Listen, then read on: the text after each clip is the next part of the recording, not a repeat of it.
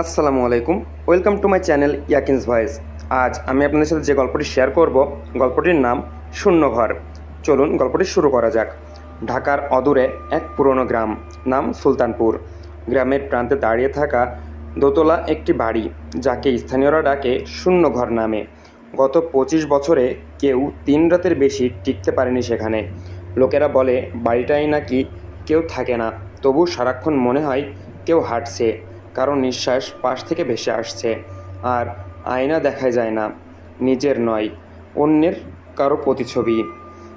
তবু মাহিরা ঠিক করে সে এই ঘরেই থাকবে 7 দিন 7 রাত।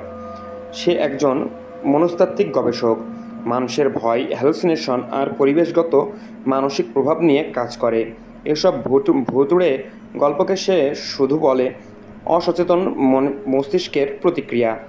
প্রথম রাত বাড়িতে ঢুকতেই গা ছমছমে একটা ঠান্ডা হাওয়া যেন জড়িয়ে ধরল তাকে। ঘরের দেওয়ালে পুরনো ফ্রেম ঝুলছে, বিবর্ণ ছবি, ধুলোর স্তর পড়ে আছে জানালায়। কিন্তু মাহিরা আতঙ্কিত নয়। সে ক্যামেরা সেট করলো, ভয়েস রেকর্ডার অন করলো।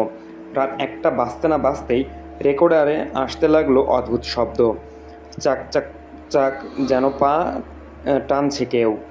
সে ক্যামেরা দেখে, কিন্তু কেউ নেই। নিজেকে বলল এটা হয়তো বাতাস। দ্বিতীয় রাত বাড়তেই শুরু হলো দরজায় ধাক্কাধাক্কি, পায়ের আওয়াজ, জানালার পর্দা যেন নিজে নিজে নড়ছে। তখনই এক আয়নায় চোখ পড়ে তার। সে দেখতে পেল একজন নারী দাঁড়িয়ে আছে তার পিছনে। মায়েরা ঘুরে তাকায়, কেউ নেই। সে আবার ভয় পেতে শুরু করলো। ভয়েস রেকর্ডারে স্পষ্ট শোনা গেল এক নারী কণ্ঠ, আমার ঘর তুমি নিতে এসেছো। তৃতীয় রাত। মাহিরা দিনভর ভাবছিল সে কি মানসিক বিভ্রান্তির শিকার, নাকি আসলেই কিছু আছে এখানে। রাতে সে লিখতে বসলো তার গবেষণার নোট। হঠাৎ জানালার কাছে শব্দ, ঠক ঠক। কেউ যেন আঙুল দিয়ে বারবার ঠুকছে। সে গিয়ে জানালা খুলেই দেখতে পেল একজন মেয়ে, মাথা ঝুলে পড়েছে, চুলে রক্ত। মেয়েটি ফিসফিস করে বলল, আমার নাম লাবণী, আমায় পুড়িয়ে দিয়েছিল এখানেই, আমি এখানেই আছি। হঠাৎ করেই সব স্তব্ধ। চতুর্থ রাত। মাহিরা বুঝে গেল এটা কেবল হ্যালুসিনেশন নয়। সে পুরো দলিল খুঁজে বের করলো। জানা গেল 1997 সালে এই বাড়ির নিচতলায় আগুন লেগে এক নারী মারা গিয়েছিলেন, নাম লাবণী রহমান। স্বামী তাকে পুড়িয়ে দিয়েছিল সন্দেহ করে, কিন্তু লোকটা পালিয়ে যায়, আর কোনোদিন ধরা পড়ে না।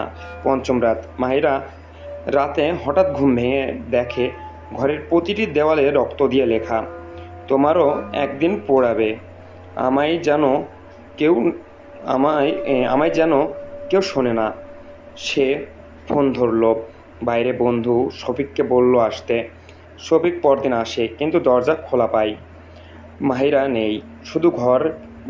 ঘরে শুধু পড়ে আছে একটি খাতা, তার গবেষণার ডায়েরির শেষ পাতায় লেখা, আমি যদি হারিয়ে যাই জানবে শূন্য ঘর আসলে খালি নয়, এখানে এক আত্মা আছে যে কথা বলতে চায়, কিন্তু কেউ শোনে না।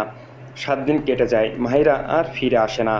গ্রামের লোকজন বলাবলি করে, আর একজন হারিয়ে গেল শূন্য ঘরে, যার ভেতরে কেউ থাকে না, তবুও ফাঁকা নয়, কারণ শূন্য ঘর আসলে শূন্য নয়, তা পূর্ণ কারো অপেক্ষায়।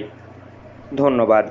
গল্পটি কেমন লাগলো অবশ্যই কমেন্ট করে জানাবেন, এবং গল্পটি আপনার প্রিয় মানুষদের কাছে শেয়ার করে দিবেন।